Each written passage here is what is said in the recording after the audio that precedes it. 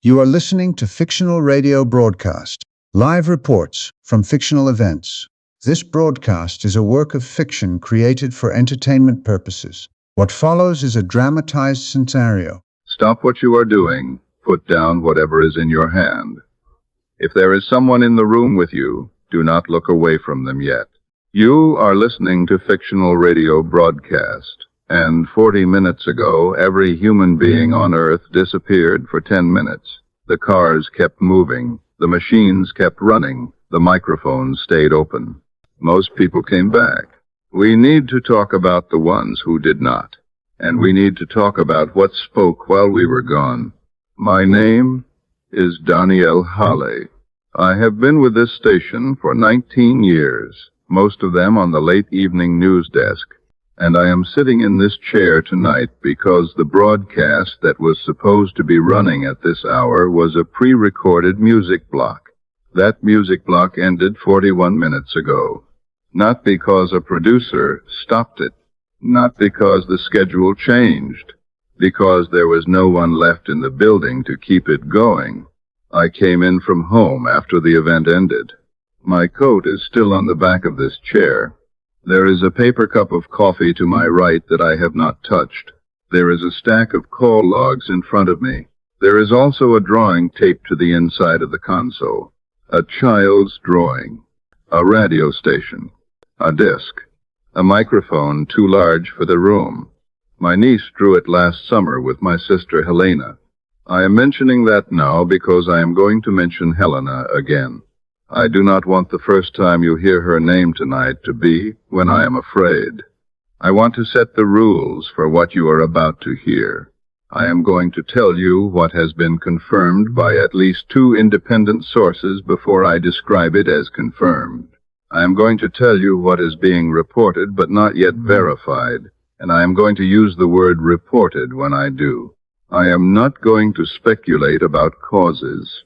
I am not going to repeat casualty numbers until public agencies release them. I am not going to play unverified audio from the 10-minute blank. If I make a mistake, I will correct it on the air. If I do not know something, I will say so. The studio clock reads 9:22 in the evening. The first confirmed global absence interval began at 8:41. It ended at 8:51. We are going to begin before that. We are going to begin at 8:30, because the beginning matters. The beginning looked ordinary. That may be the most frightening part of it. I want to tell you what the evening looked like before anything happened. The temperature across the listening area was 38 degrees, dropping toward freezing overnight, with a light frost expected by morning on bridges and overpasses. The State Highway Department issued a routine cold weather advisory at 6 this evening. The county fairgrounds parking lot was closed for resurfacing. The library on Mercer Street was scheduled to be closed Wednesday for staff training. A man in Haversham Ridge called the station at 6:45 to report that a black bear had been seen near the back of his property, and to ask whether we would remind listeners not to leave food on porches. We agreed to remind listeners not to leave food on porches. I am telling you about the bear because the bear was the last ordinary item on our pre-broadcast sheet. It was the kind of evening where the most notable thing in the county was a bear near a porch. At 8:30, traffic was moderate. Commercial air traffic was normal. Hospital emergency departments were busy but not overloaded. Power demand was within expected evening range. No national emergency alert was active. No severe solar weather advisory was in place. No major cyber attack had been reported. No public health agency had issued an unusual warning. At 8:34, a traffic camera in Bracken Mill recorded a city bus stopping at a red light near the community college. 6 passengers were visible through the windows. The driver was visible at the wheel. At 8:37, a diner on the main road through Bracken Mill had 14 customers inside, 2 waitresses, 1 cook visible through the kitchen pass, and a cashier counting change at the register. At 8:39, a hospital in Clearwater County began a routine surgical procedure. At 8:40, A regional cargo aircraft requested weather confirmation for final approach. At 8:40 and 38 seconds, the pre-recorded music block on this station was still playing. At 8:41, according to every synchronized public system we have reviewed so far, human presence stopped. Not activity. Presence. I want to be careful with the word. It is tempting to say everyone vanished. That is what it looks like on camera. That is what families are saying. That is what dispatchers are saying when they forget themselves and stop using official language. But the official phrase, as of now, is global human absence interval. It is colder. It is less dramatic. It is also the phrase agencies are using because they do not yet know what disappeared means. The first Bracken Mill bus camera shows the driver at 8:41. 1 frame later, the seat is empty. The bus continues forward because the driver's foot had been on the accelerator. The steering wheel holds its position for several seconds, then drifts. The vehicle crosses the lane line, clips a street sign, and comes to rest against a low brick wall outside a closed pharmacy. There is no visible driver. There are no visible passengers. The bus remains empty for 10 minutes. At 8:51, 5 passengers return inside the bus. The driver returns outside the bus, standing in the street behind it. 1 passenger does not appear in the bus footage. That passenger has not yet been publicly identified. We are not going to identify them here. The Bracken Mill diner footage is stranger. The main dining room camera shows the room full at 8:41. 1 frame later, all chairs are empty. Forks fall. A coffee cup tips over. Steam continues to rise from plates. The kitchen camera shows no cook. The parking lot camera shows no customers. For 10 minutes, the diner is empty. At 8:51, most customers return to their seats. Not all. 1 waitress returns standing outside, facing east, in the parking lot. The cashier returns behind the counter with both hands raised as if she had been counting. The cook returns in the kitchen.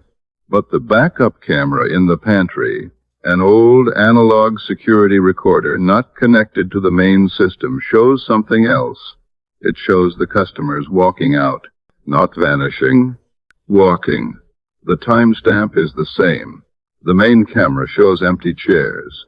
The pantry backup shows bodies moving past the kitchen door. Those 2 recordings cannot both be complete. That is the first contradiction tonight. Not the first mystery. The first contradiction. And contradictions matter because they tell us where reality stopped agreeing with itself. The disappearance did not freeze the world. That is one of the most important things we can say right now. The world continued. Cars continued. Machines continued. Aircraft continued. Elevators continued. Stoves continued. Hospital monitors continued. Traffic lights continued changing. Factory lines continued moving. Baby monitors continued transmitting. Voice assistants continued listening. Security cameras continued saving files. Nothing knew it was alone. At 8:42, a commuter train approaching Bracken Mill remained under automated control. It did not derail.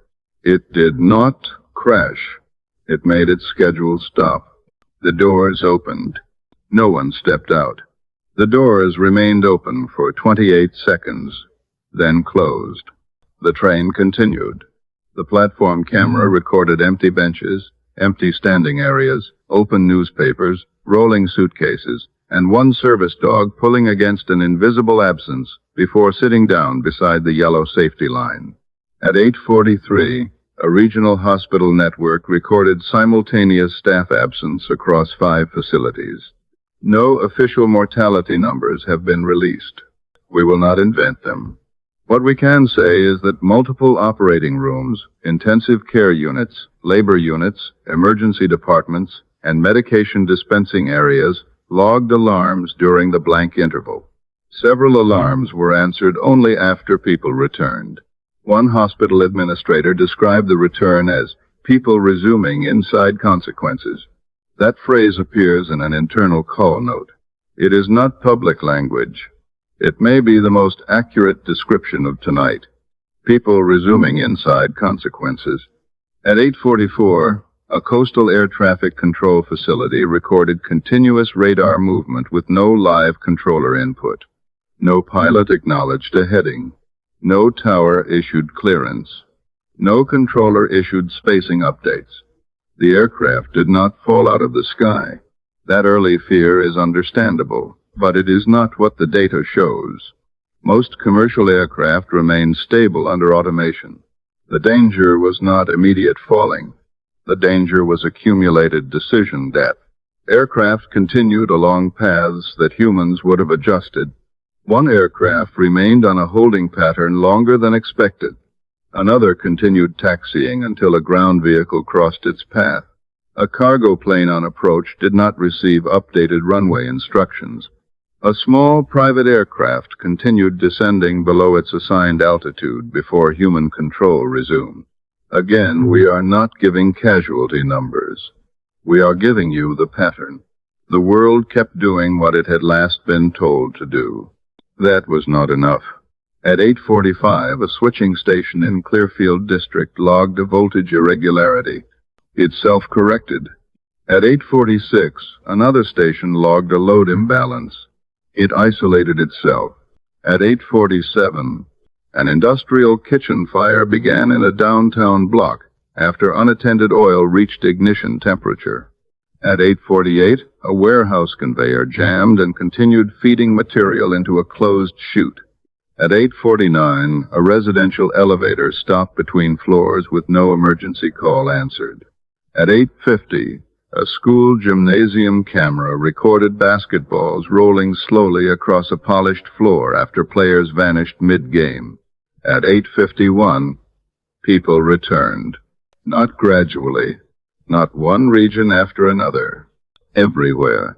They returned into moving vehicles, into alarms, into smoke, into dark elevators, into open intersections, into operating rooms, into aircraft cockpits, into homes where stoves had continued burning, into rooms where cameras had recorded things they could not remember.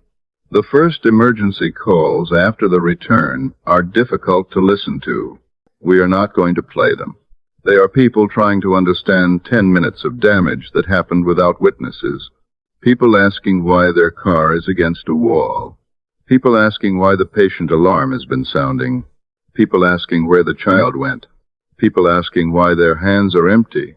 People asking why the person beside them did not come back. That last question is now central. Most people appear to have returned. Most is not all. Officials have not released a missing number. They are using the phrase, incomplete return records.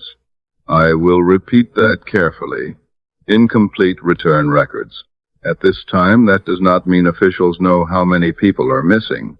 It means they know they cannot account for everyone. The early guidance was limited. Check for injuries. Turn off unattended appliances. Do not drive unless necessary. Listen for local advisories. Avoid spreading unverified claims. That guidance sounded calm, because public language has to sound calm. But by 9 o'clock, there were already 3 questions no agency could answer. Where did people go? Why did they come back after 10 minutes? And why did some recording systems capture voices while every visible human being was gone? At 9:07, the Clearwater County Office of Emergency Management issued its first brief public statement. The advisory says residents and agencies are reporting a short-duration continuity disruption affecting residents, transportation systems, medical facilities, and public infrastructure. It says emergency management is coordinating with neighboring jurisdictions and state-level partners. It asks residents to remain calm, stay indoors where possible, check on household members, turn off unattended heat sources, and limit unnecessary travel. I want to point out the phrase check on household members. That is not standard advisory language for a normal weather or traffic event. It appears there deliberately. I also want to point out what the statement does not say. It does not say disappearance. It does not say global. It does not say missing. It does not say no danger. It says there is no confirmed ongoing public safety threat. That is a narrow sentence. At 9:12, the Office of Civil Continuity issued an internal notice to regional agencies. A verified copy has been provided to several newsrooms, including this one. The notice describes several jurisdictions reporting short-duration human absence events involving private vehicles, public transit vehicles, medical facilities, schools, public offices, and residential structures. It advises agencies to preserve video evidence, maintain live response capacity, avoid public speculation, and continue normal emergency response protocols where possible. Human absence events. That phrase is doing a great deal of work tonight. At 9:14, a radio monitoring site in Havisham Ridge captured a voice under a public weather frequency. The recording was taken during the 10-minute blank. The voice was not loud. It was not clear. It appeared under the carrier signal. A technician initially logged it as bleed over from another station. That would be ordinary. Radio is messy. Signals bounce. Equipment leaks. Old recordings get misrouted. The strange part was the content. The voice said, "When you return, do not restart the elevators." It said, "Return." At 8:45, 6 minutes before people returned, a second recording from a rural emergency channel in Tallow Creek captured a similar phrase at 8:46. "When you return, do not turn the lights back on all at once." A third recording, preserved on a fire department scanner in Merrill County, captured this. "When you return, count the chairs before you count the people." That third phrase has not been explained. Officials are treating these as possible hoaxes introduced after the event. That is sensible. Digital audio can be altered. Radio clips can be faked. Timestamps can be edited. But the Havisham recording exists on an analog backup reel. The county uses it because the digital system failed twice last winter. It is old. It is inconvenient. It is hard to manipulate quickly. And according to the technician who signed the log, the reel was sealed at 9:12 before the phrase had circulated online. This is where the story becomes harder to keep simple. If everyone vanished, who spoke?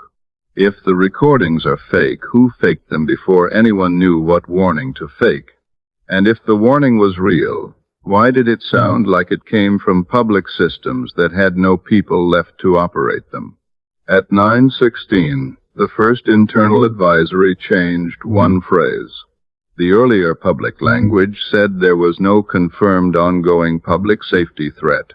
The new internal phrasing said there was no confirmed physical mechanism of continued disruption. That is not the same sentence. The first reassures. The second admits they do not know what kind of threat they are looking for. That was when the word incident began disappearing from agency language. The word event replaced it. And that was when the old explanation stopped working. Before we move into the wider pattern, I want to slow down on the number. 10 minutes. It is small enough to dismiss. It is the time it takes to boil water. The time between checking your phone and checking it again. The time a child spends brushing teeth badly before a parent tells them to go back and do it properly. 10 minutes is not a century.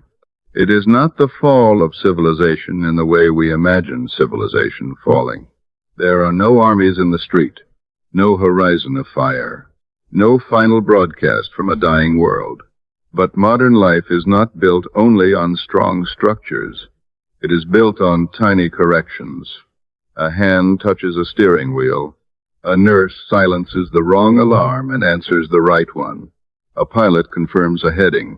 A parent moves a cup from the edge of a table. A cook turns down a burner. A worker stops a belt when a box jams. A crossing guard raises a palm. A dispatcher asks one more question. A teacher counts heads before closing a bus door.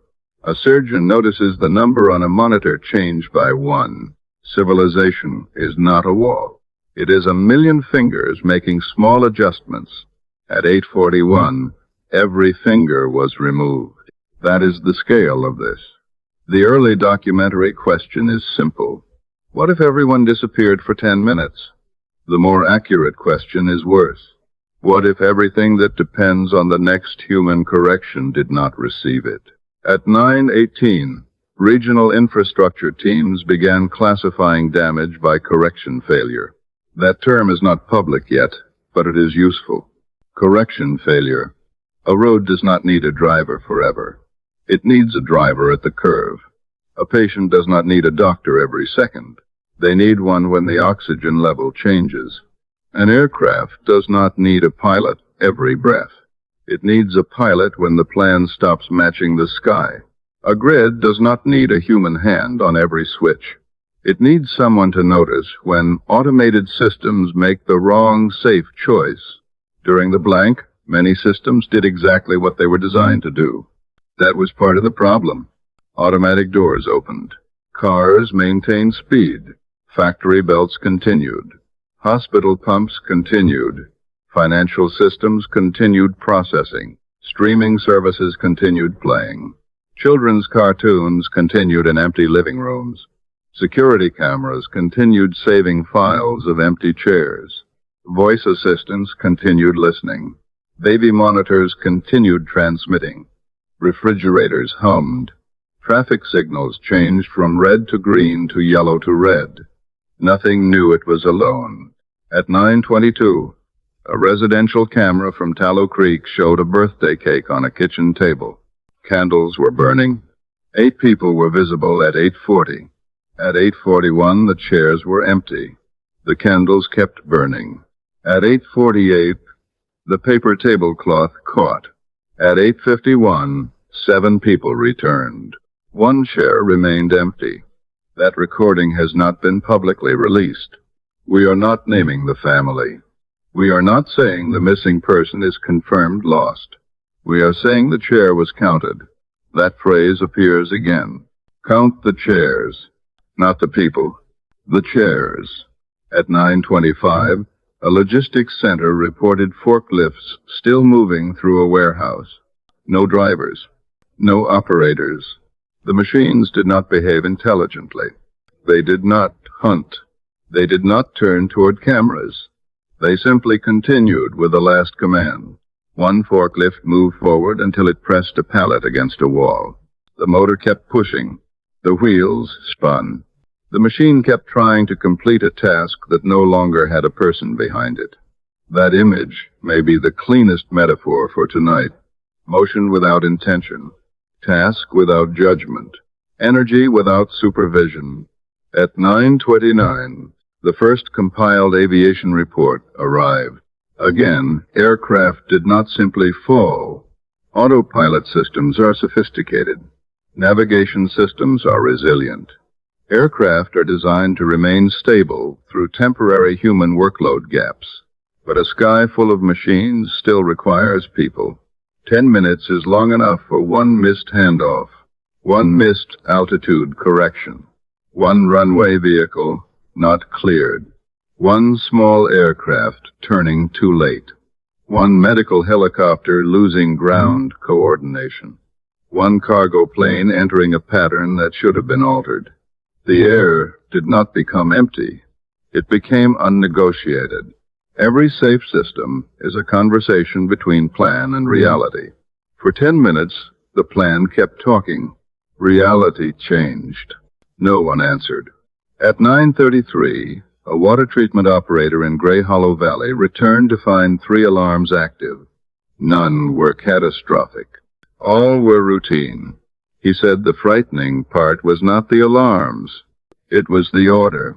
Alarm 1 began at 8:43. Alarm 2 at 8:47. Alarm 3 at 8:50. Each one normally required a person to acknowledge the previous state before the system escalated. The system escalated anyway. When asked why, the operator said, "It thought I had agreed." That sentence has been forwarded to federal investigators. It thought I had agreed. A machine does not think in that way, but systems can interpret absence as consent. No response can mean proceed. No response can mean time out. No response can mean fail open. No response can mean fail closed. No response can mean try again. No response can mean continue. Tonight, silence made decisions. And since 8:51, the world has not simply been repairing itself. It has been arguing with evidence. People are trying to decide whether they can trust their homes, their cars, their phones, their memories, their own voices. That is not physical collapse. It is continuity collapse. The buildings stand. The roads remain. The lights come on. The ordinary world is still here. But the agreement underneath it has cracked. And once that agreement cracks, a 10-minute event can keep expanding for hours. That is why we are still on air. Not because the blank lasted 10 minutes. Because its consequences learn to continue. It is 9:38. In the last 20 minutes, 3 things have happened that I want to walk through carefully, because the order matters. First, the reports from our listening area have continued. We are now at approximately 170 logged public calls, messages, and dispatch entries related to the absence interval. That number does not mean 170 casualties. It does not mean 170 missing people. It means 170 data points with overlapping timestamps and similar structure. Second, we have begun receiving similar reports from outside the listening area. A regional newsroom in a state to the south is logging the same pattern. A newsroom to the north is doing the same. Editors from both outlets called us within 12 minutes of each other. They asked what we were hearing. I told them. They told me what they were hearing. We were hearing the same things. Third, the window of absence, when measured by visible human disappearance on cameras, is remarkably consistent. 8:41 to 8:51. Approximately 10 minutes. Some recordings show 9 minutes and 58 seconds. Some show 10 minutes and 2 seconds. Those differences may be clock drift, compression artifacts, different synchronization standards. Officials are not treating the small differences as meaningful yet. The central range is consistent, but the human reports are not all consistent. Some people remember nothing. Some remember darkness. Some remember standing in a place they cannot describe. Some remember hearing a bell. Some remember hearing a voice counting. Some remember a feeling of being asked to wait. Others insist they were never gone at all. Their cameras disagree. I'm going to bring in our first expert statement of the evening. Dr. Yolanda Frisch is a cognitive neuroscientist at Meridian University whose work focuses on memory consolidation. She called us before the state issued its second advisory. She is not speaking live now. This is a statement she recorded for public distribution. Dr. Frisch says the first priority is to separate 3 categories. Category 1, physical absence. Category 2, memory interruption. Category 3, evidence systems reporting absence. She says a large-scale event can appear supernatural when multiple ordinary failures synchronize. A software update can change timestamps. A grid fluctuation can reset cameras. A telecom failure can create missing audio. A panic event can distort memory. A shared environmental factor can create confusion. All of that is true. Her explanation almost works. Then she addresses what she calls non-networked agreement. Mechanical clocks, old analog recorders, standalone cameras, handwritten logs, unconnected hospital devices. She says those systems should not agree with network systems unless something happened outside the network. That is where rational explanation becomes narrower. Not gone. Narrower. At 9:46, the Office of Civil Continuity issued a second public statement. The updated guidance asks residents not to recreate, test, or deliberately trigger any reported phenomenon. It specifically warns against using elevators, entering active roadways, operating industrial equipment, or entering rooms where recording devices captured unexplained activity during the disruption interval. It also advises anyone who experienced absence, displacement, or memory interruption not to operate a vehicle. Notice what changed. The first statement said there was no confirmed ongoing public safety threat. The second statement does not repeat that. It tells people not to test the phenomenon. That means people were already trying. At least 8 live streams appeared before 10 p.m. claiming to prove whether the disappearance could happen again. People sat in cars. People stood in elevators. People placed objects in their hands and stared at cameras.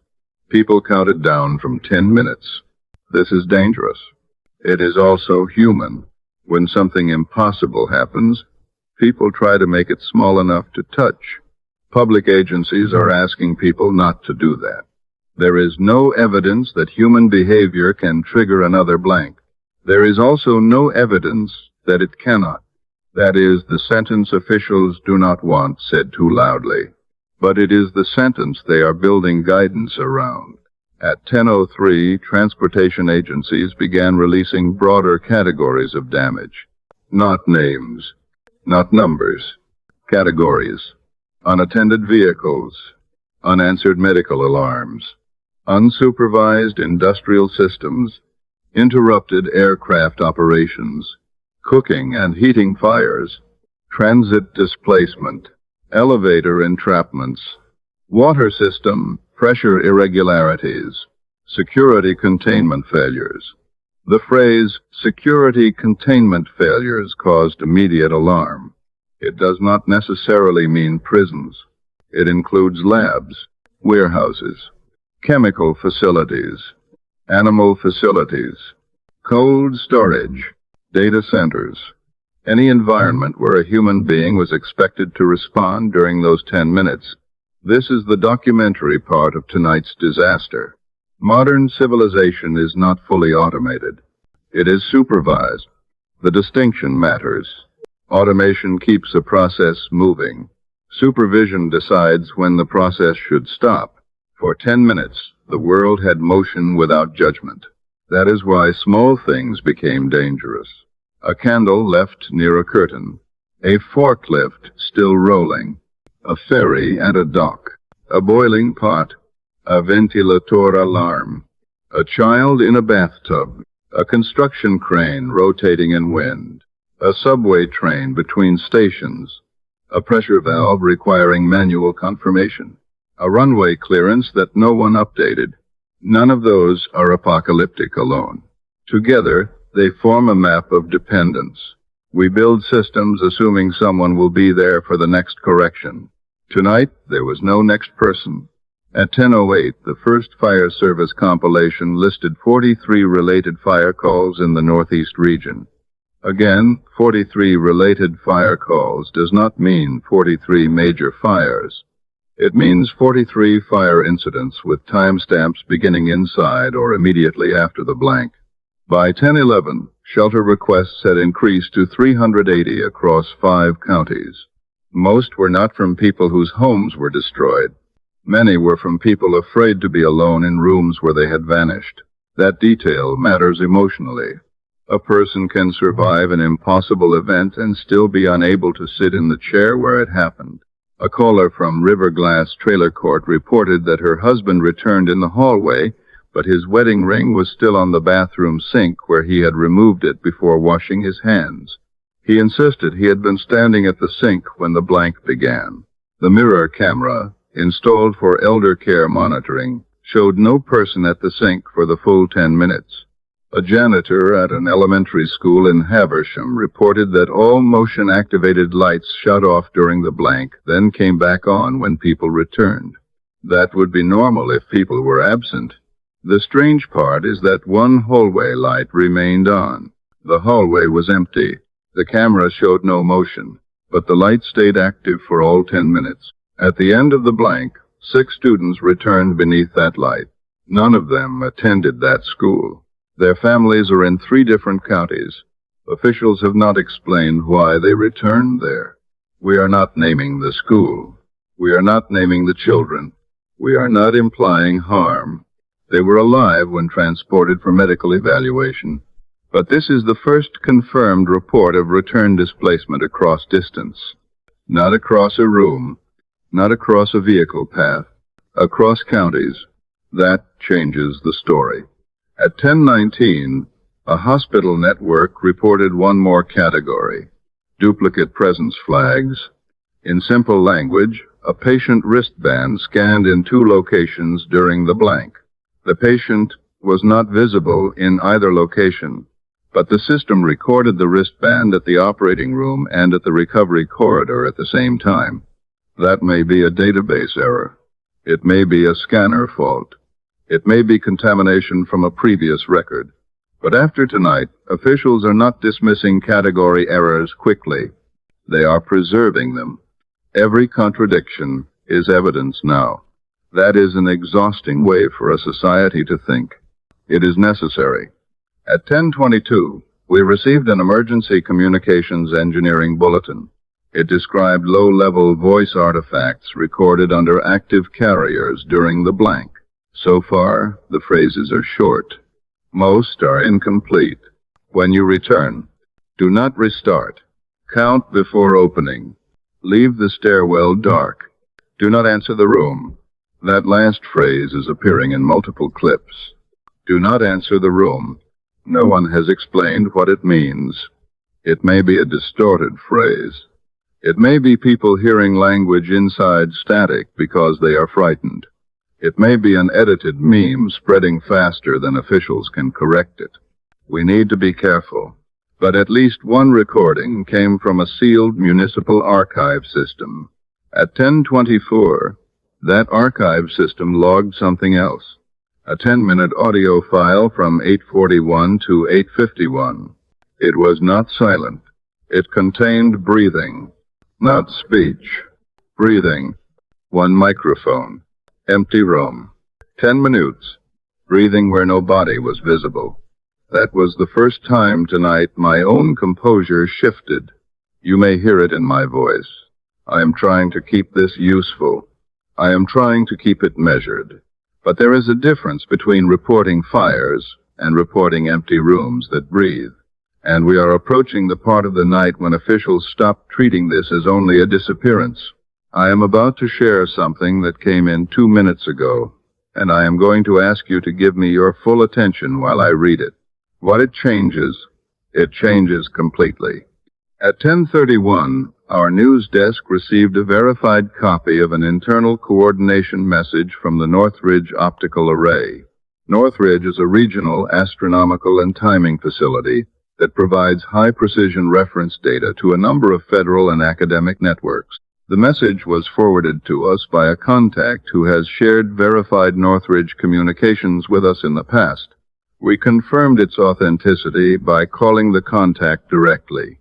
I am not going to read the entire message because portions contain technical detail I cannot responsibly interpret without an expert beside me. The relevant part says the high-precision reference output became discontinuous between 2016 and 2046 local time. That means 8:16 p.m. to 8:46 p.m. The discontinuity appeared across all 3 primary reference instruments and the redundant verification array. The facility says it is not consistent with known instrument failure, atmospheric disturbance, solar activity, or scheduled calibration.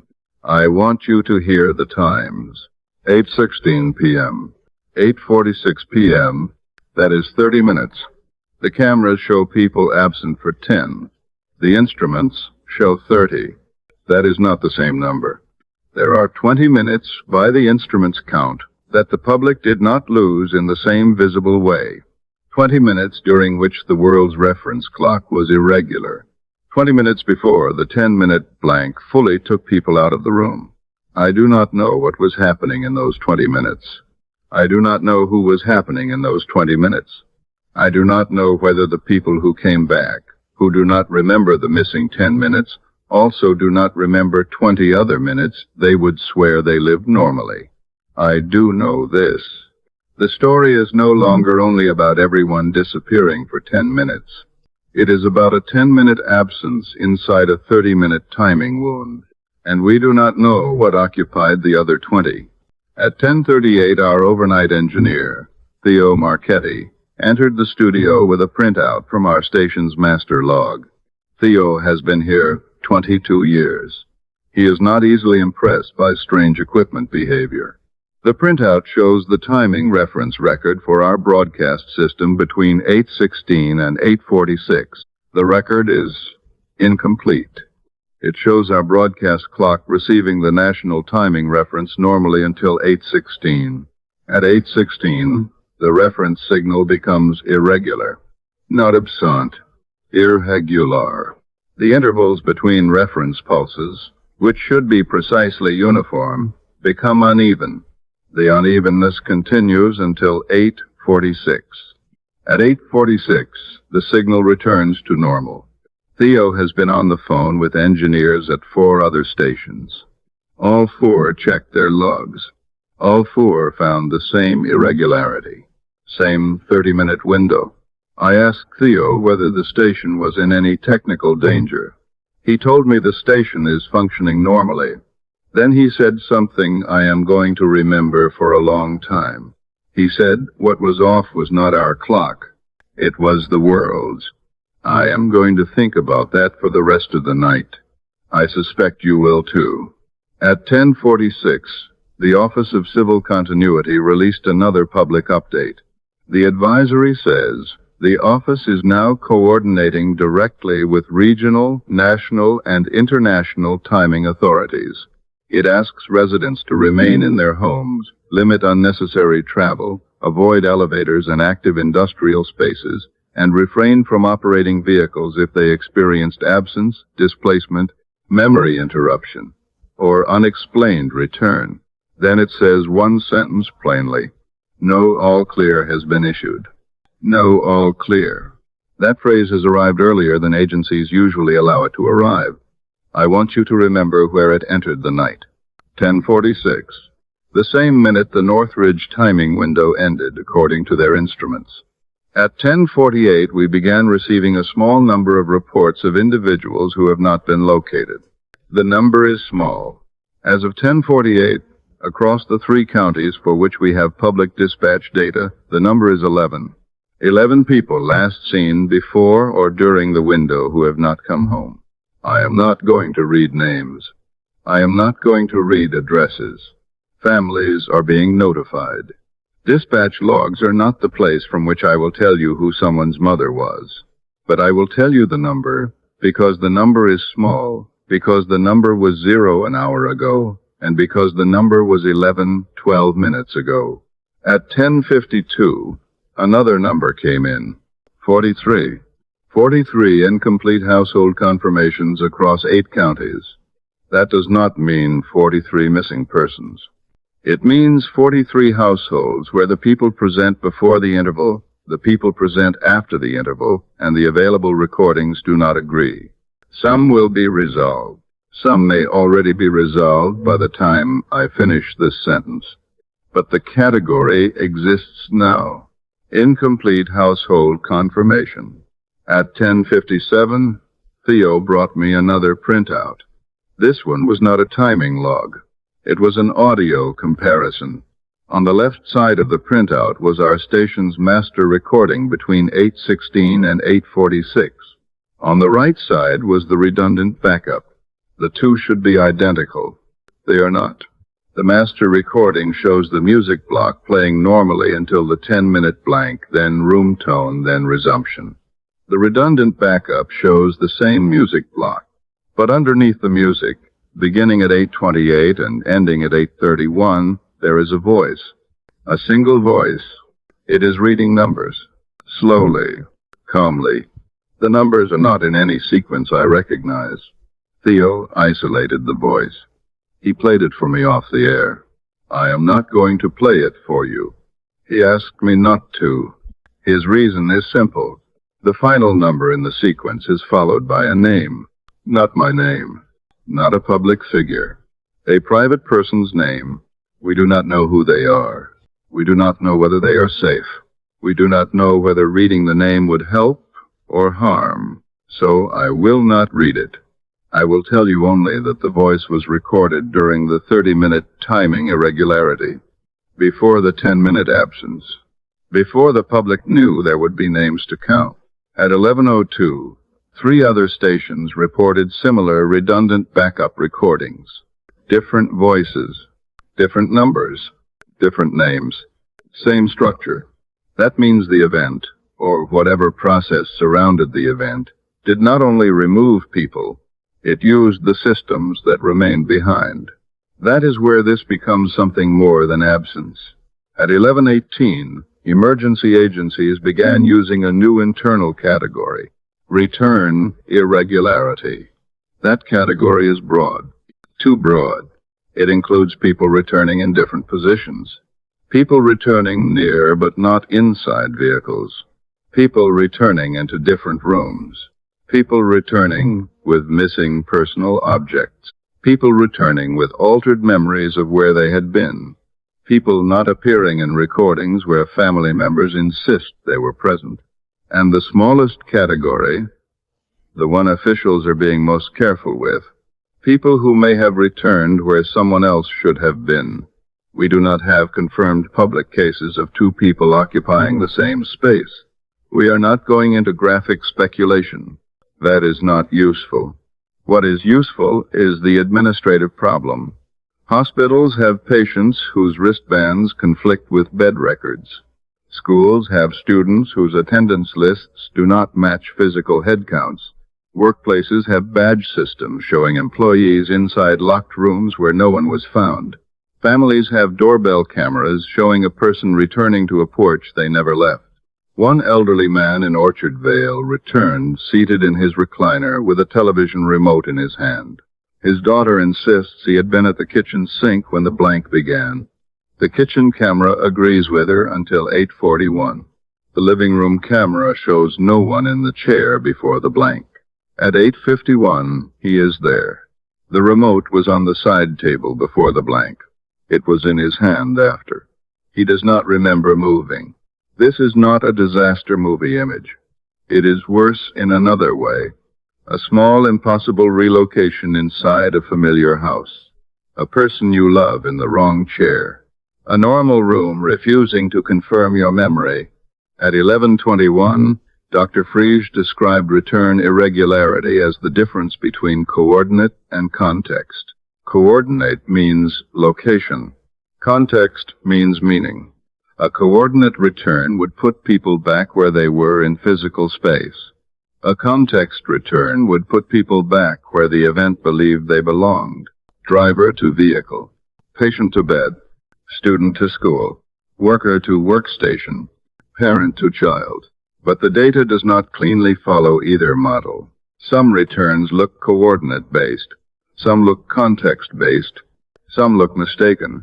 That word appears in a draft advisory. Mistaken. It was removed.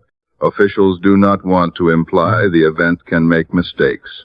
Mistake suggests intention, but in the data something is assigning return positions, or something is failing to preserve them. Neither option is comforting. At 11:26, the displaced students from the Haversham School were interviewed by child psychologists. No direct audio has been released. A summary says the children independently described hearing a school bell during the blank. They were in different homes, different towns, different environments. They all described the same bell. Not loud, not frightening. Like the end of recess, one child reportedly said. When asked what happened next, 4 of the 6 said they stood up because someone was taking attendance. No adult voice is heard on their home recordings.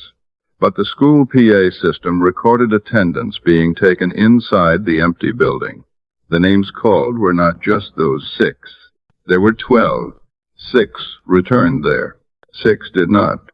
That does not mean 6 children are dead. It means 6 names are not accounted for in that return group. Officials are searching. The distinction matters. Precision matters more when fear is high.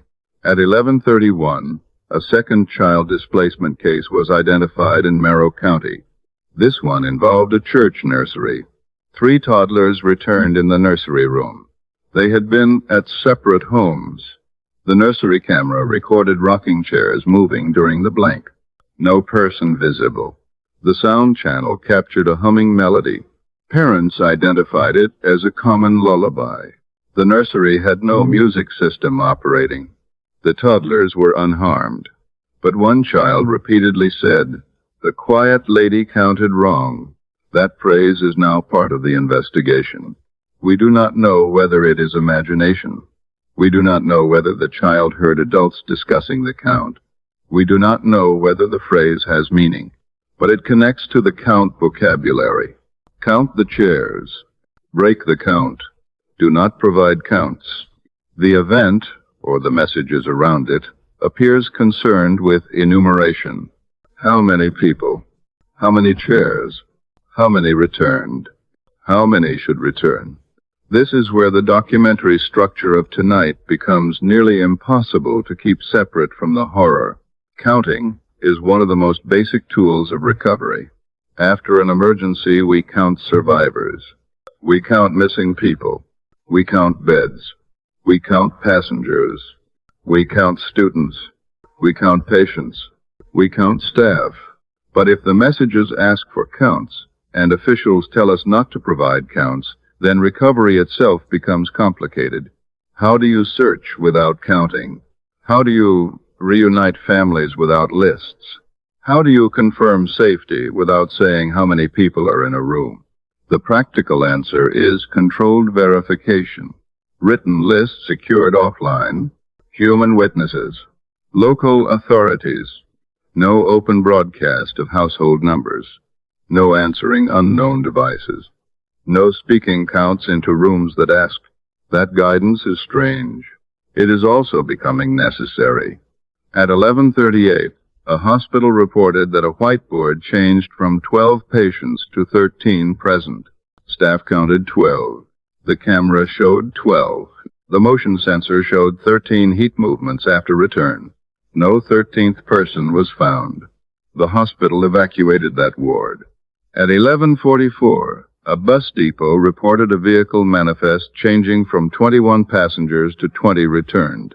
The bus had been empty during the blank. After return, 21 people were physically present. One passenger later said she felt as if she had been counted twice. No one knows what that means. At 11:50, a family in Gray Hollow reported that their kitchen table had 6 chairs before the blank. After return, there were 7. They have old photos showing 6. The 7th chair matches the set. Same wood, same scratches, same faded cushion. No one in the family recognizes owning it. They moved it outside. At 12:03, it was back at the table. That report is not fully verified. It may be a prank. It may be mistaken memory. But local responders confirmed that the family requested shelter because they could no longer remain in the house with the extra chair. That is what tonight has become. A chair can evacuate a home. A voice can close a road. A voicemail can change hospital protocol. A child's sentence can redirect a search team.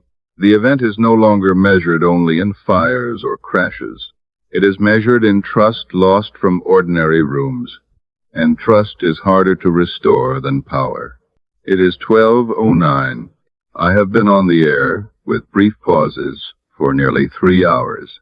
I want to give you the shape of what we now know, because the shape has changed substantially since the first public statement.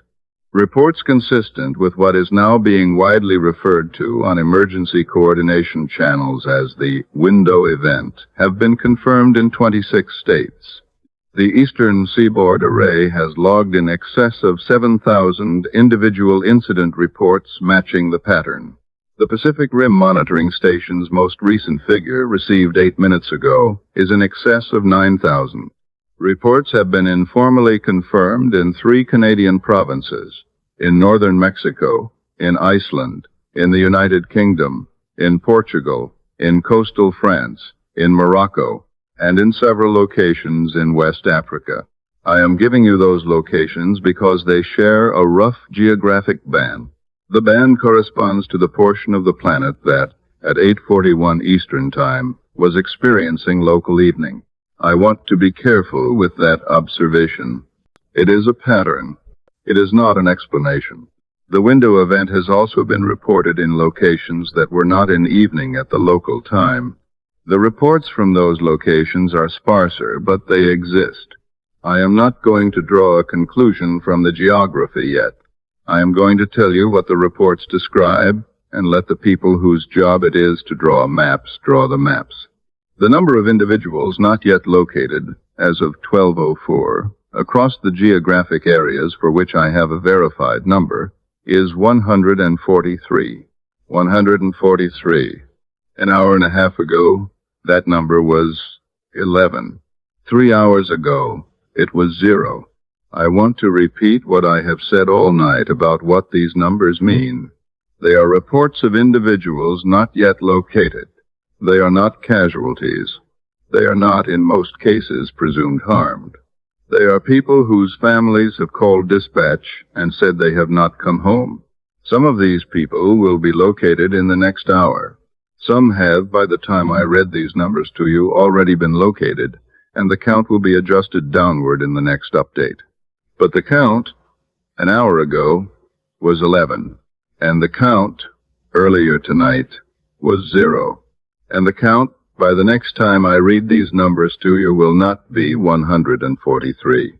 I do not know what it will be. I am telling you that because I promised you I would tell you what I do not know. At 12:12, the public tone changed. Not panicked, colder. You can hear institutional fear in word choice. Early guidance says check on neighbors. Later guidance says verify household count. Early guidance says avoid unnecessary travel. Later guidance says do not attempt displacement testing. Early guidance says preserve recordings. Later guidance says do not respond to voices captured during the blank. That is a very different instruction. At 12:14, the Office of Civil Continuity released another update. The update tells the public not to follow instructions contained in recordings, broadcasts, announcements, automated calls, voicemail messages, emergency alerts, handwritten notes, digital signs, or public address systems generated during the disruption interval. It also says several of those messages appear to reference post-event conditions, but their source and reliability have not been established. That statement is extraordinary. It tells the public not to trust warnings that may be accurate. Why? Because accuracy does not prove safety. A malicious instruction can be true. A dangerous system can protect you once to make you obey the next time. That is not an official interpretation. That is the logic behind the caution. I have been holding this report for 30 minutes because I wanted to verify it through a second source before I read it on the air. I now have that verification.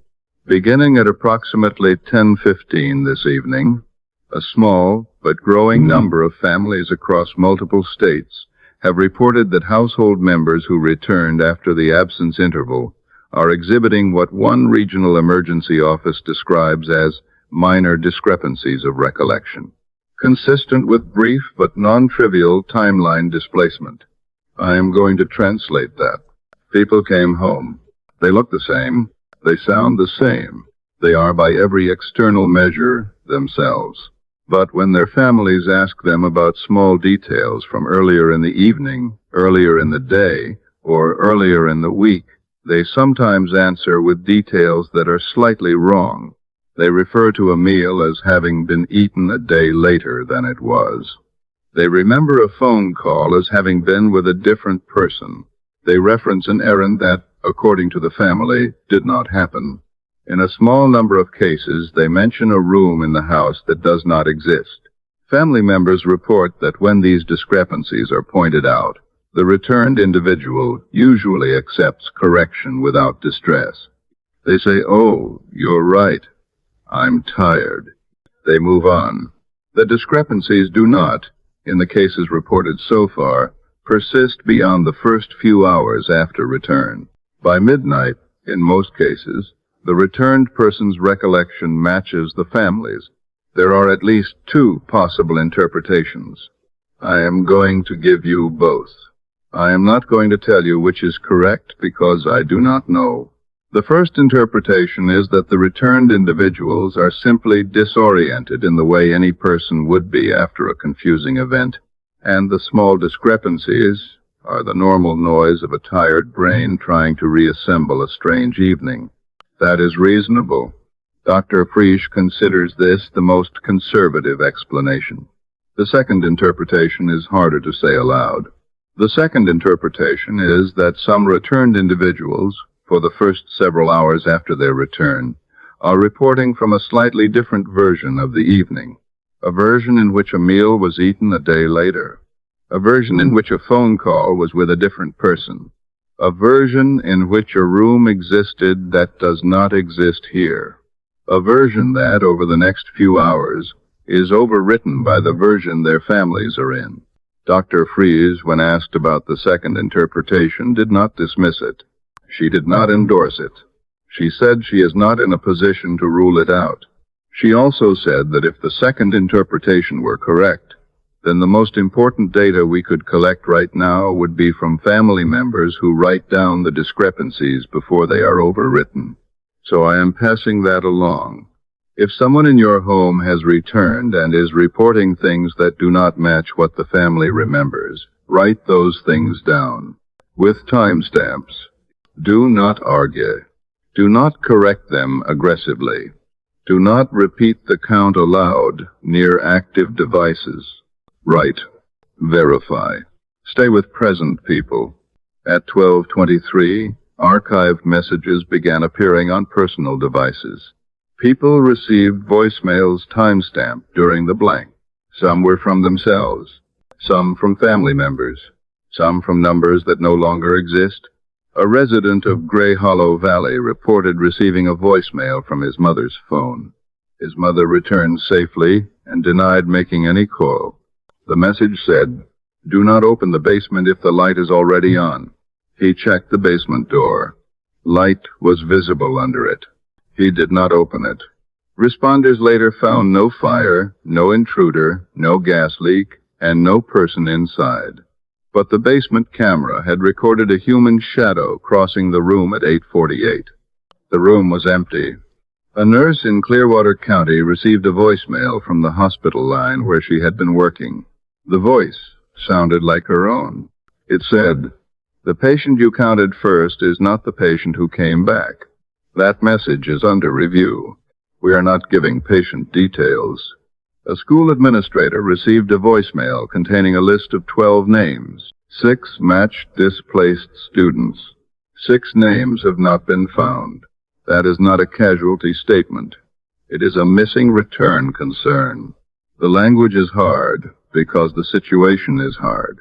Officials do not yet know whether people are missing because of ordinary post-event confusion, transport disruption, communication failure, data duplication, or something directly related to the blank. They know only that household counts do not agree. Hospitals do not agree. School rosters do not agree. Workplace badge systems do not agree. In some cases, families insist a person was present before 8:41, but every device in the house shows one fewer person before the blank. That means the disagreement may extend backward, not just missing after. Missing before, according to records. A mother may remember a son at dinner. The camera may show an empty chair before 8:41. The place setting may still be there. The food may still be warm.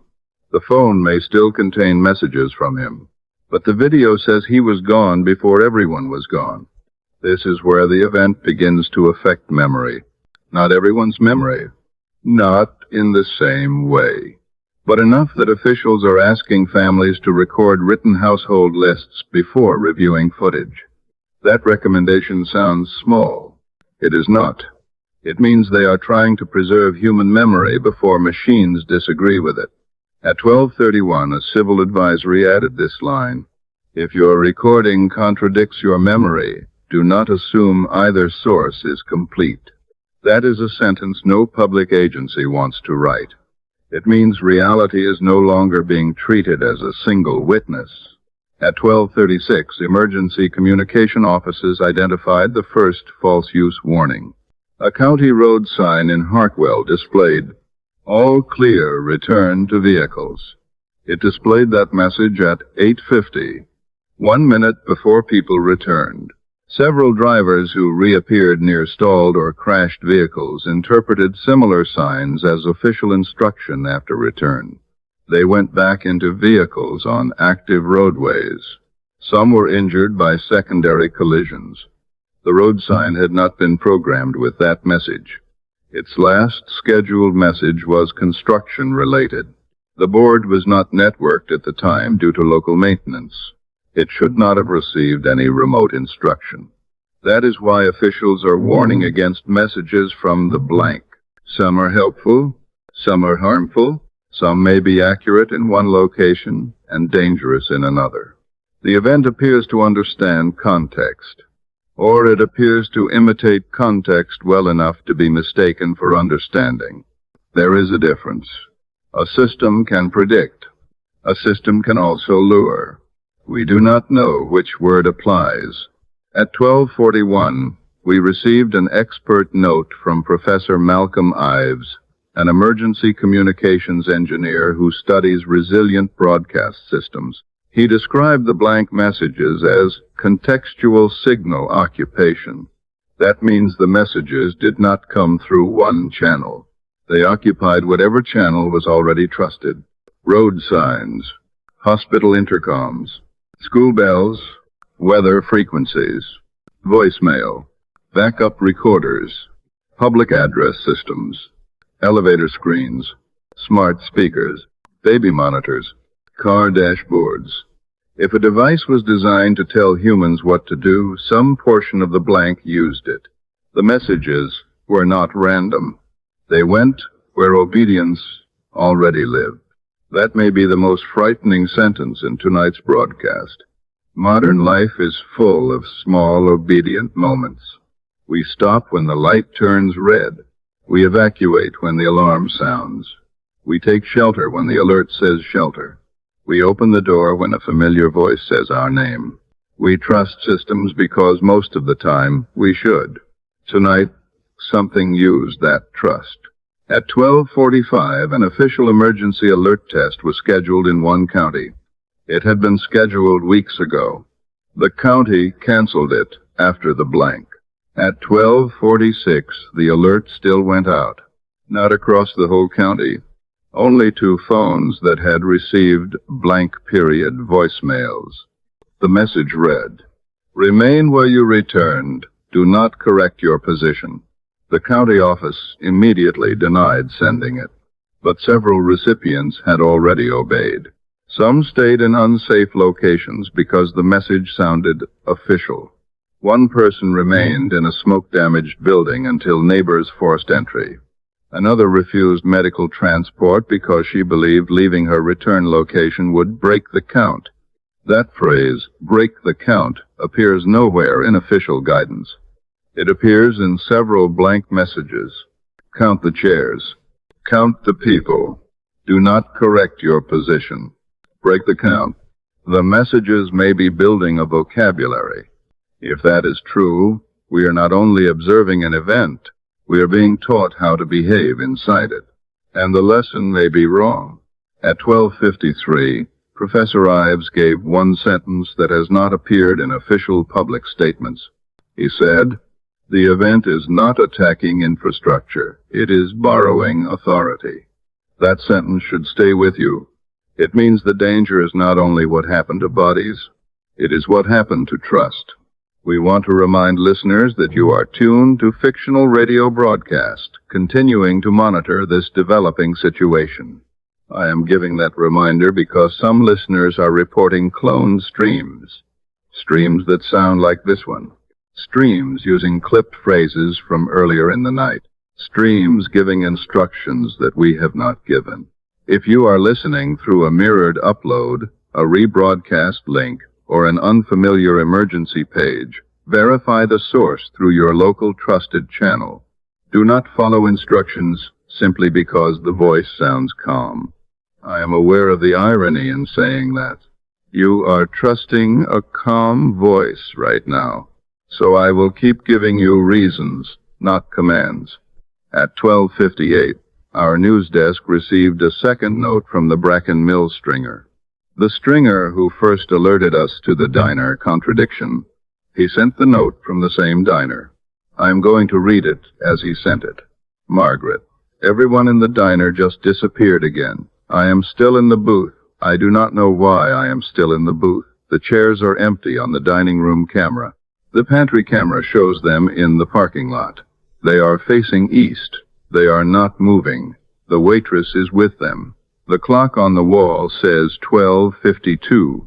The clock on my phone says 12:58. I am staying in the booth. Please tell me what to do. I called his phone. It rang. He did not answer. I called again. He did not answer. I called a third time. He answered. He was breathing quickly. He told me he was still in the booth. He told me everyone was still gone from the room. He told me the pantry monitor behind the counter showed them outside. He could see the parking lot through the diner window. There was no one there. The monitor said they were there. The window said they were not. He asked which one to trust. I told him to trust the room he was physically in. I told him to lock the doors if he could do that safely. I told him not to count the chairs aloud. He said there were too many. I asked what he meant. He said he had been coming to that diner for 11 years. He knew the room. He knew the tables. He said there was an extra chair at every table. Not a different style. Not a folding chair. The same red vinyl seats. Same chrome legs. Same cracks. As though the diner had always been built for one more person than it had ever served. At 1:03, the pantry camera went dark. At 1:04, the dining room camera froze. At 1:05, the stringer whispered one sentence. She just asked if I wanted coffee. I asked who. He said the waitress. I asked whether she was back inside. He said no. He said her voice had come from the table beside him. Then the call ended. At 1:06, our station's master log dropped its timing reference. Not irregular. Absent. The signal was absent for approximately the time it would take to walk from a diner counter to a parking lot and stand still. At 1:11, the signal returned. At 1:12, the stringer called back. He told me the customers had returned. He told me the waitress had asked, normally, whether he needed a refill. He told me his coffee was cold. He told me he said no. He told me that, for a moment, she did not recognize him. Then her face changed. The way a face changes when a name comes back. And she said his name. And she smiled. And she moved on to the next table. He has known that waitress for 11 years. He said that was the first time she had ever had to remember who he was. At 1:16, our news desk lost contact with 2 regional stringers. Not the one in Bracken Mill. 2 others. One in Havisham Ridge. One in Larkspur Bend. I want to be careful with lost contact. It does not mean they are missing. It means they have not responded to messages in approximately 40 minutes after responding regularly throughout the evening. There are many reasons a stringer might not respond. Phone battery. Bad coverage. Being asleep, although tonight is not a night for sleep. But at 1:19, 3 minutes after the 2 stringers stopped responding, this building lost power. The power was out for approximately 8 seconds. The studio remained on air because we are on battery backup. The building lights flickered. The phone system rebooted. When the phone system came back, our news desk discovered that the call-in line had received 41 new calls during those 8 seconds. 41 calls. In 8 seconds. The system is not designed to receive that many calls at once. It is designed to queue them. The queue, when checked, was empty. The calls had been received. The calls had been time-stamped. The audio was not in the main system. I asked Theo what could cause that. He told me he did not know. He told me he was going to check whether the calls had been routed to the redundant backup. He has not yet come back from the engineer's room. While I wait, I want to tell you something I have been carrying since 8:53. My younger sister, Helena, lives about 90 miles from here, inside the affected region. She called me immediately after the window closed. She asked whether I was at the station. I told her I was driving in. She told me she was fine. She told me she had been making tea. She remembered turning on the burner. The next thing she remembered was the kettle whistling. She said she was sure it was nothing. She told me she loved me. I have called her 3 times since then. The first 2 times she answered. The third time, an hour and 10 minutes ago, she did not. I have not until this moment said her name on the air. I do not know if she is in a category that will become a number on a dispatch log. I am saying her name now because I want her to hear it, if she is listening. Helena, if you are hearing my voice, stay where you are. Call the station. I am here. Theo is back. He is at the door. I am going to take a moment. At 1:28, the Office of Civil Continuity released what it called Household Verification Protocol 1. It is the first guidance written not only for agencies, but for ordinary families inside ordinary homes. The protocol tells households to verify present people using currently visible persons only. It warns residents not to rely solely on photographs, recordings, memories, automated counts, or communications generated during the disruption interval. It asks households to write down the names of present persons on paper, but not to speak the total number aloud if an anomalous device, intercom, recording, or unverified line is active nearby. That is the most unsettling domestic advisory issued tonight. Not because it is dramatic, because it enters the home. It tells people how to count their own family. It tells them what not to say out loud. It tells them a device nearby might be listening for the count. This is where the large event becomes intimate. The first hours were roads, hospitals, aircraft, power systems. Now it is kitchens, bedrooms, basements, nurseries, hallways, places where people should not need emergency protocol. At 1:34, shelters began reporting a new kind of arrival. Families who were not physically displaced, families whose homes were not damaged, families who left because one room would not stay ordinary. A bedroom light turning on whenever a missing person's name was spoken. A hallway camera showing a person standing behind the family 10 minutes before they returned. A baby monitor whispering a count that did not match the crib. A refrigerator display showing "Return food safe," though the appliance had no such function. A bathroom mirror fogging with words while no shower was running. Many reports will be false. Some will be fear. Some will be grief. Some will be people trying to make sense of shock. But emergency workers do not get to dismiss fear simply because it may be wrong. They must respond to the person in front of them. At 1:41, shelter request numbers crossed 3,840 in the compiled regional network. That does not mean 3,840 homes destroyed. It means 3,840 groups requested temporary shelter or verification assistance connected to the blank. Verification assistance. Another new phrase. People need someone else to look at a room and say what is there. That is a very old human need. Tonight it has become an emergency service. At 1:46, an elderly woman in Larkspur Bend arrived at a shelter holding a framed photograph. She told responders the photograph had changed. In the old photo, she stood beside her husband on their porch. In the new version, she said, there was a third figure behind the screen door. Responders photographed the frame and bagged it as evidence. Her husband died 12 years ago.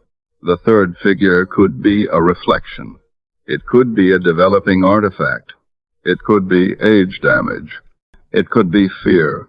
But the woman refused to return home because the porch in the photograph had its light on. She said that light had been broken since 2019. When responders checked the house, the porch light was on.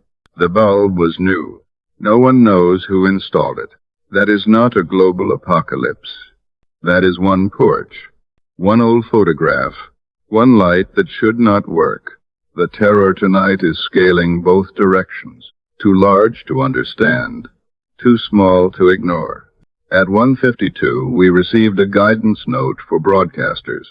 It instructs hosts not to repeat unverified blank period phrases more than necessary. This is partly to prevent panic, partly to avoid spreading false instructions, and partly because several agencies are investigating whether repeated phrases produce follow-up events. That may sound absurd, but repetition is how broadcast works. A phrase enters homes because a voice repeats it. If the event is borrowing authority, repetition may give it more surface. So I will be careful. I have already read some phrases tonight. I will not keep repeating them. If you wrote them down, do not read them aloud to test anything. Testing is not neutral tonight. At 1:58, the household protocol was updated with one more line. The update asks families not to correct a child immediately if the child reports memory of a place, room, school, vehicle, or person that was not present before the disruption. Officials are asking families to preserve the statement and seek verification through live channels. That line exists because children are reporting consistent details. Not all children, not most children. Enough. A place with no adults. A bell. A line on the floor. A room with chairs but no doors. A woman or voice counting softly. A feeling of being asked to stand where their name was called. These accounts may be influenced by media. They may be influenced by parents. They may be dreams formed from stress. But some statements were recorded before the details were public. That matters. At 2:03, a child in a shelter drew the same symbol that appeared on a hospital whiteboard in another county. A circle with 10 short marks around it. Not a sun, not a clock exactly. Something between the two. I am looking at the drawing taped inside this console as I say that. The drawing my niece made with Helena last summer. The microphone is too large. My hair is the wrong color. The room is too bright. But there is something on the paper I do not remember seeing before. Above the little radio tower, there is a small circle with 10 lines around it. Maybe it was always there. Maybe I am only noticing it now. Memory is not complete tonight. That sentence is becoming harder to live with. It is 2:07 in the morning. I have been off the air for 11 minutes. I want to explain what I was doing during those 11 minutes because I would want to know, in your position. Theo had come into the studio with the redundant backup of the 8-second power loss. The audio of the 41 calls, which the master system did not retain, had been captured by the redundant system. He had pulled the audio. He had not yet listened to it. He asked me to listen with him. I am going to tell you what we found. I am not going to play any of it. The 41 calls were not 41 separate callers. The 41 calls were one voice. The same voice. Calling 41 times in 8 seconds, which is impossible on the face of it, but which the system logs confirm. The voice was reading numbers. The same kind of numbers Theo and I heard on the earlier redundant backup. Slow, calm, sequenced in a way that does not match any sequence I know. There was one difference between this set of numbers and the earlier set. At the end of each of the 41 calls, after the numbers, the voice said one additional word. The word was different in each call. Theo wrote the words down in the order the calls arrived. The list read in order is a sentence. It is a short sentence. I am not going to read the sentence on the air. I am going to tell you why. The sentence is addressed to someone by name. The name is not mine. The name is not a name I will read on the air without first speaking to the person who has it. I am going to take responsibility for that decision because that person deserves to be told privately by someone who can sit with them, not by a radio. I will tell you that the name is not famous. It is not a name in the news. It appears to be the name of a private person somewhere in the listening area of one of the stations whose redundant systems recorded similar audio tonight. Theo has been in contact with 4 other engineers in the last hour. 3 of them found similar recordings. Voices, numbers, names. The names are different. The voices are different. The pattern is the same. At 2:12, the most recent count of individuals not yet located, across the geographic areas for which I have a verified number, is 291. Helena is still not answering her phone. At 2:18, Dr. Freese called back. I want to tell you what she said, because she said it carefully, and because she asked me to convey it carefully. She said her department, in coordination with 3 other research groups, attempted to develop a working framework that could account for both the human absence reports and the timing infrastructure data. She emphasized that this is not a theory. It is a framework. It is the best current account. It is not satisfactory. She does not want any portion of it presented as established fact. The framework is this. The brain, under ordinary conditions, constructs the experience of being a continuous person by integrating sensory information against a reference. That reference is internal, but it is calibrated constantly against external regularities. The position of the sun, the rhythms of speech, the pulse of timing signals from infrastructure most people do not know exists, but which their devices, and through their devices, their attention, are constantly synchronized to. She said that for 30 minutes this evening, that external reference was irregular. She said that during a portion of those 30 minutes, lasting approximately 10 minutes by most reports, the irregularity may have exceeded what human continuity could compensate for. But then she stopped herself. She said the model fails. It fails because bodies were not merely disoriented. They were absent on camera. It fails because some messages during the blank predicted conditions after return. It fails because the children's displacement does not fit ordinary memory interruption. It fails because a disconnected analog recorder should not capture a future-aware voice. It fails because the missing names are names, not noise. I asked her what was happening during the other 20 minutes. The 20 minutes the instruments saw and the people did not. She said her framework does not account for those. I asked her about the voices on the redundant recordings. She said her framework does not account for those either. I asked her about the people who have not come back, the 291. She was quiet for several seconds. Then she said, I am sorry. I do not have a framework for that. I want to. I am trying. I do not. She told me she was going home from the lab. She told me she had a daughter at home, and she wanted to be there. I told her I understood. At 2:26, Professor Ives released a technical caution. He says the trusted message occupation appears to become more effective when repeated. If a device produced one blank message, it is more likely to produce another. If a person answered one, follow-up messages became more personalized. If a household counted aloud, later messages referenced the count. This suggests interaction, or adaptation. That is why agencies are telling people to stop replying. Silence is now protective. That is a strange instruction for a broadcaster to give. But here it is. If an empty room asks you a question, do not answer. If your own voice comes from a device, do not correct it. If a sign knows where you return, do not thank it. If a recording gives you a count, do not complete it. Move toward living people.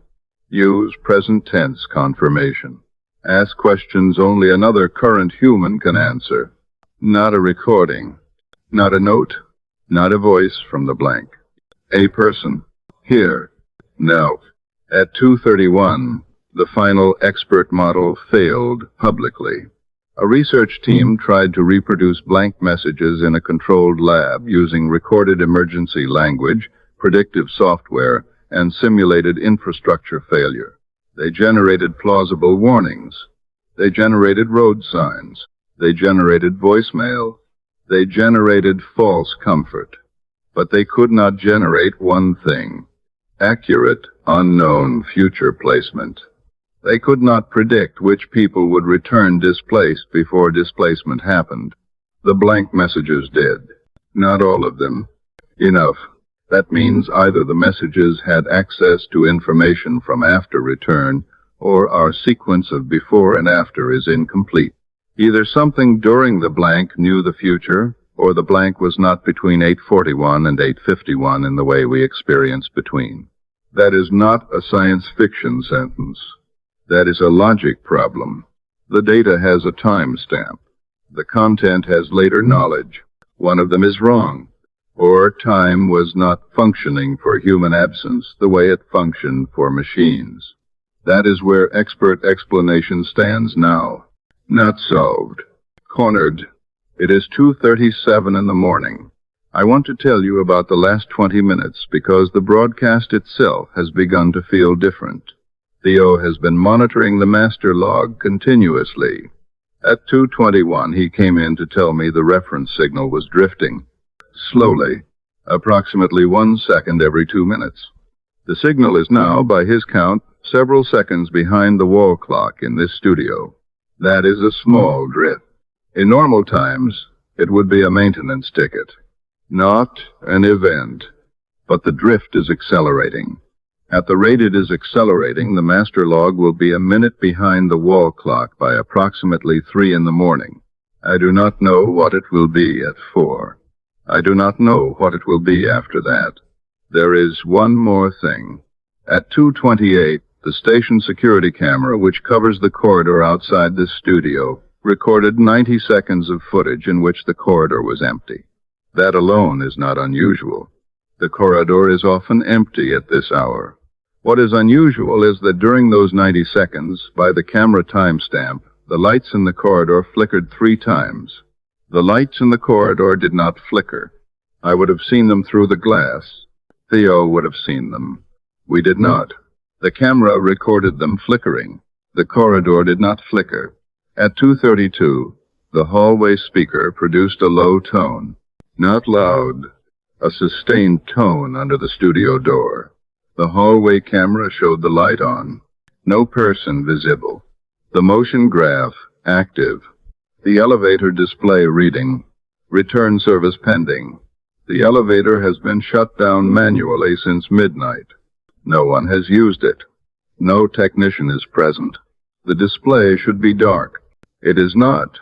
At 2:35, the studio phone displayed an incoming call from Helena's number. I am going to say this plainly. Helena is not currently reachable through that number. I tried calling her earlier.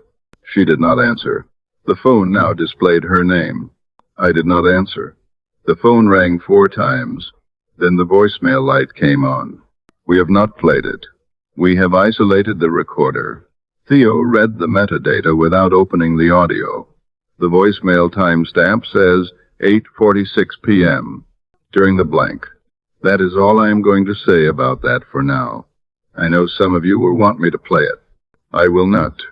Not every piece of evidence belongs in public while it is still active. At 2:38, the drawing inside the console moved. I did not see it move. It is no longer taped flat. One corner has curled upward. The little radio tower my niece drew has a circle above it. 10 small marks around the circle. I do not remember that. Maybe it was always there. Maybe I am looking too hard. Maybe the room is making me into a witness against myself.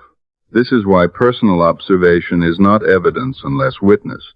I have asked Theo to photograph it from the control room side.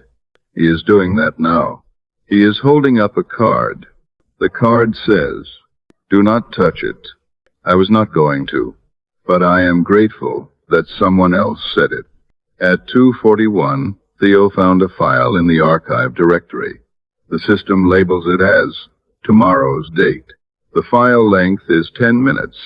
It should not exist. It is not on the public output. It is not scheduled. It is not named by a human-readable title. The file name is only a timestamp. 2 ore 51 minuti to 3 ore 1 minuti. He did not open the audio.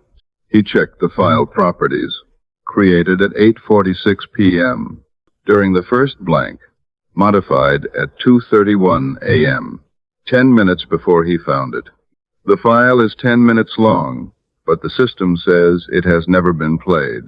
A file cannot be created during a time when no operator is present, dated for a future interval, modified before it is discovered, and contain no playback history. Not under ordinary rules. We sent the metadata to emergency communications. They responded with a verification code confirming receipt. Then a second message appeared beneath it. Same channel, same formatting. No verification code. It said, "Do not open until after return."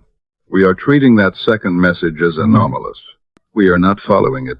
We are also not opening the file. That may sound like following it. It is not. It is refusing to act on a contaminated instruction. Sometimes the safest response to a bad command and a good command is the same physical action for different reasons. Do nothing. Wait for live verification. Preserve evidence. Do not interact. At 2:44, Theo disconnected the archive machine from the network. The file remained visible. At 2:45, he turned the monitor away from himself. The file name appeared on the secondary monitor. At 2:46, he powered the machine down. The file name appeared on the printer display. The printer has no job in queue. Its small screen shows only 12 characters at a time. It is cycling through the timestamp. Arden Wushu Yifen, Sandendling Yifen, Arden Wushu Yifen, Sandendling Yifen. No paper is printing. The printer is only displaying time. This is why the station area threat matters. When the event is distant, it is information. When it enters the room, information becomes behavior. The object is not telling us something. It is making us decide whether to look, whether to touch, whether to answer, whether to read, whether to obey. The event may not need force. It may only need curiosity. At 2:48, a regional office told us other broadcasters are reporting future archive files. Not all. A small number. Each file is 10 minutes. Each corresponds to a period that has not yet occurred. Some broadcasters opened them. The regional office did not say what they heard. It only sent updated guidance. The guidance says future dated disruption files should not be played on public channels, transcribed live, or used for safety instructions unless independently verified through present-time human authority. That is the clearest warning yet that some people have heard tomorrow's silence, or tonight's second silence, or something wearing the shape of a recording. We are not opening ours. The printer display is still cycling. Arden Wushu Yifen, Sandendling Yifen, Arden Wushu Yifen, Sandendling Yifen. It is 2:49 now. I can see Theo watching the printer like it is an animal. I do not blame him. A machine that only displays numbers can still make a room feel watched. The drawing is still inside the console. The phone voicemail light is steady. The hallway tone has not started again. The wall clock above the door is still moving. I am going to continue into the final advisory now. If this becomes a recording instead of a live voice, the difference may matter. So listen to the tense of what I am saying. I am here. I am speaking. I am afraid. That is present tense. Do not trust a voice that cannot say the same and mean it. It is 2:51 in the morning. I want to speak to you directly. Not to the audience. To you. The person listening, in whatever room you are in, at whatever hour it is where you are. I have been on the air for hours. I have told you what I know. I have told you what I do not know. I have read statements. I have read diner notes. I have told you about a voice on a backup recording that read numbers and names. I have told you about empty rooms breathing. I have told you about road signs that gave instructions no agency sent. I have told you about children returning to schools they did not attend. I have told you about my sister Helena. I do not have a conclusion for you. I will not wrap this evening up. I will not tell you what it was. I do not know what it was. The people whose job it is to know what things are do not know what this was. They are trying. Some of them are tired. Some of them are afraid. Some of them, like Dr. Frisch, are driving home because they want to be near their children. I respect that.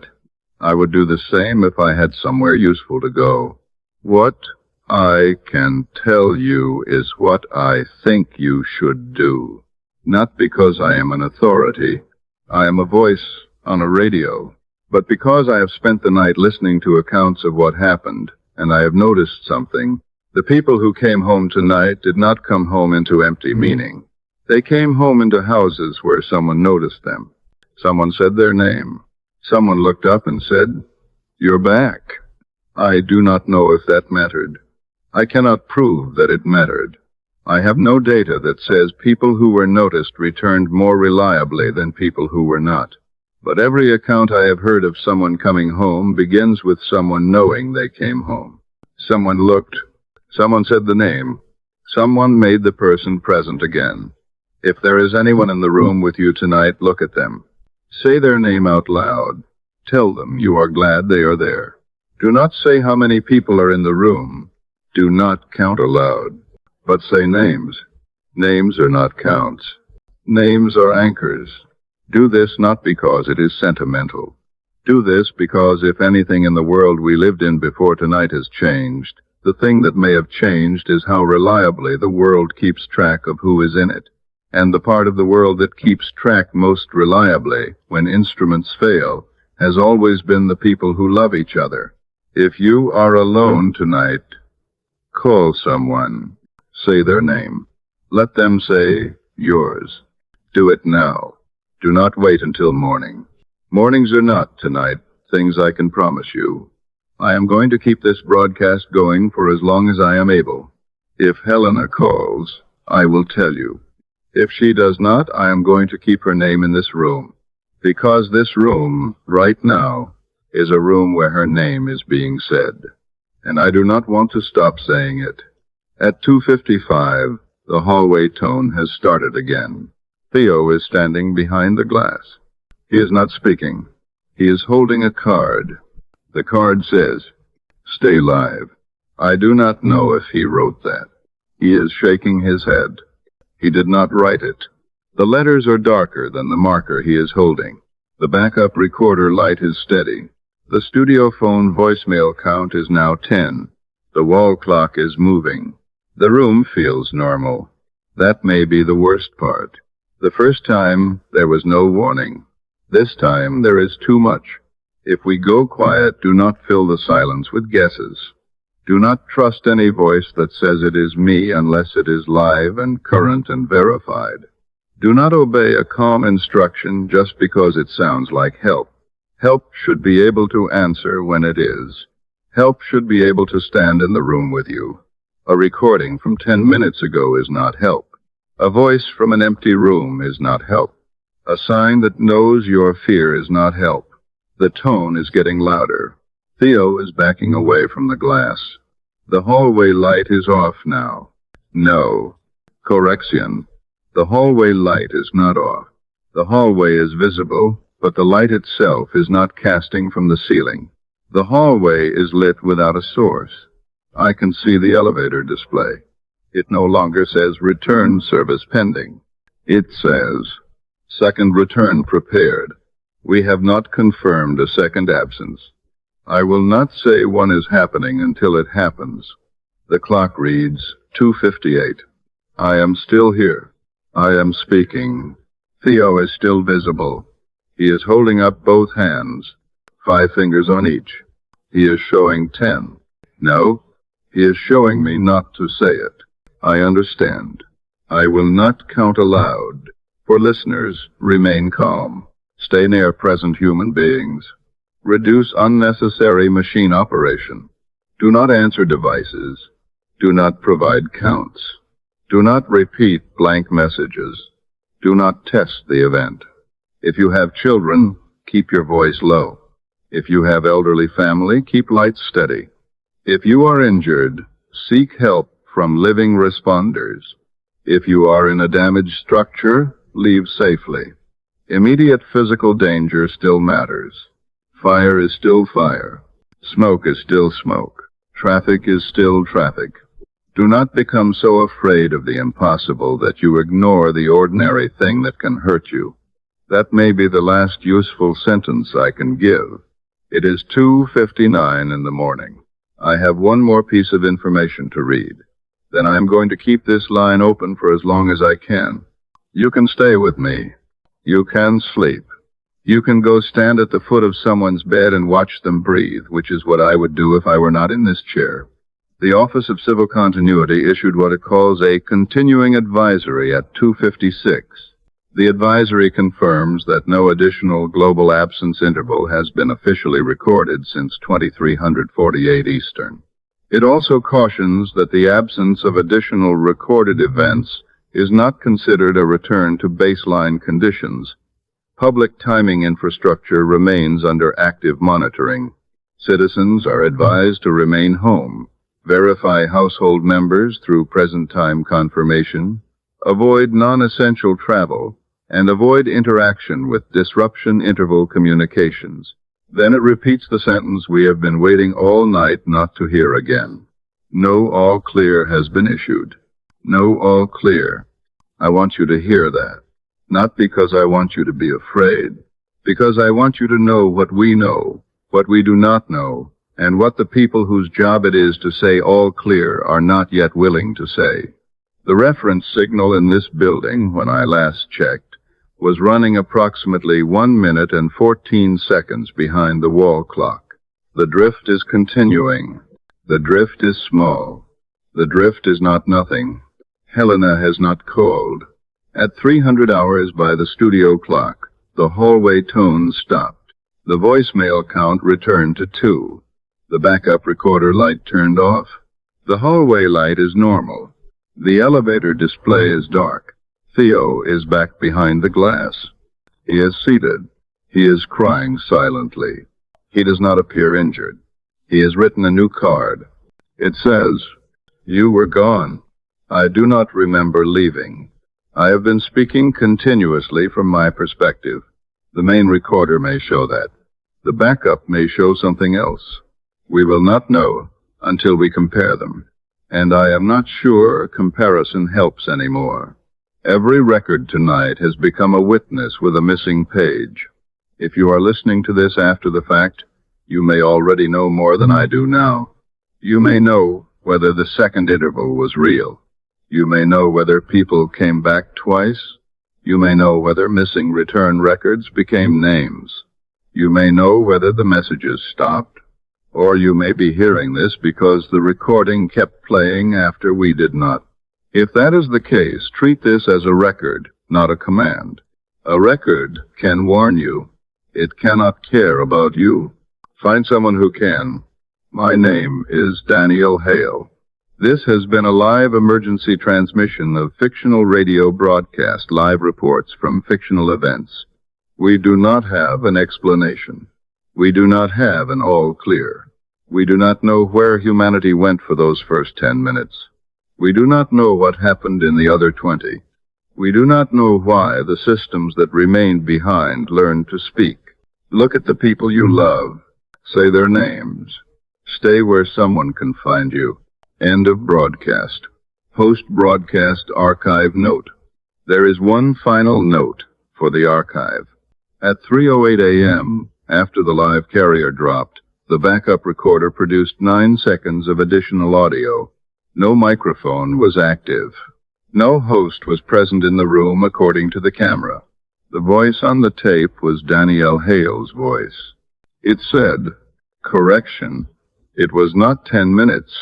Then another voice, lower and farther from the microphone, said, "It was only the first 10. The tape ends there." No all clear was issued.